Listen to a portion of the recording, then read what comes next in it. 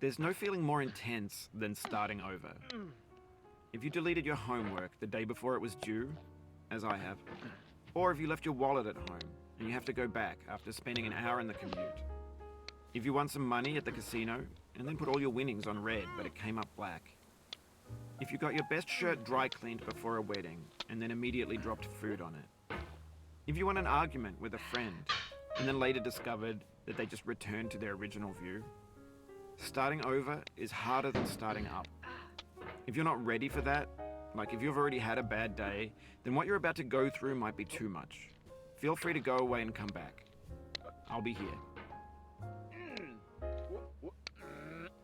Alright, thanks for coming with me on this trip. I'll understand if you have to take a break at any point. Just find a safe place to stop and quit the game. Don't worry, I'll save your progress, always, even your mistakes.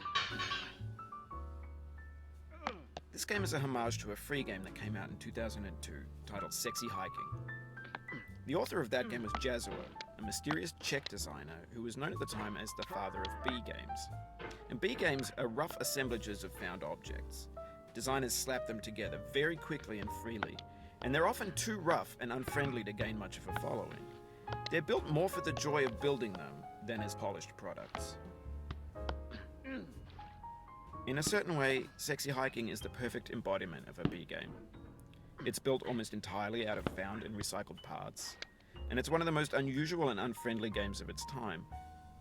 In it, your task is simply to drag yourself up a mountain with a hammer. And that act of climbing, in the digital world or in real life, has certain essential properties that give the game its flavor. No amount of forward progress is guaranteed. Some cliffs are too sheer or too slippery, and the player is constantly, unremittingly in danger of falling and losing everything. Anyway, when you start Sexy Hiking, you're standing next to this dead tree that blocks the way to the entire rest of the game. It might take you an hour to get over that tree, and a lot of people never got past it. You prod and you poke at it, exploring the limits of your reach and your strength, trying to find a way up and over. And there's a sense of truth in that lack of compromise. Most obstacles in video game worlds are fake. You can be completely confident in your ability to get through them once you have the correct method or the correct equipment or just by spending enough time. In that sense, every pixelated obstacle in Sexy Hiking is real. The obstacles in Sexy Hiking are unyielding, and that makes the game uniquely frustrating. But I'm not sure Jazuo intended to make a frustrating game. The frustration is just essential to the act of climbing, and it's authentic to the process of building a game about climbing.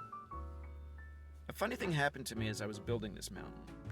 I'd have an idea for a new obstacle, and I'd build it, test it, and it would usually turn out to be unreasonably hard. But I couldn't bring myself to make it easier. It already felt like my inability to get past the new obstacle was my fault as a player rather than as a builder. Imaginary mountains build themselves from our efforts to climb them, and it's our repeated attempts to reach the summit that turns those mountains into something real. When you're building a video game world, you're building with ideas, and that can be like working with quickset cement. You mold your ideas into a certain shape that can be played with, and in the process of playing with them, they begin to harden and set until they're immutable, like rock. And at that point, you can't change the world. Not without breaking it into pieces and starting fresh with new ideas. For years now, people have been predicting that games would soon be made out of prefabricated objects, bought in a store and assembled into a world. And for the most part, that hasn't happened, because the objects in the stores are trash. I don't mean they look bad or that they're badly made, although a lot of them are. I mean they're trash in the way that food becomes trash as soon as you put it in the sink. Things are made to be consumed and used in a certain context, and once the moment is gone, they transform into garbage. In the context of technology, those moments pass by in seconds. Over time, we've poured more and more refuse into this vast digital landfill that we call the internet. It now vastly outnumbers and outweighs the things that are fresh and untainted and unused. When everything around us is cultural trash, trash becomes the new medium, the lingua franca of the digital age. And you can build culture out of trash. But only trash culture. B games, B movies, B music, B philosophy. Maybe this is what digital culture is. A monstrous mountain of trash, the ash heap of creativity's fountain. A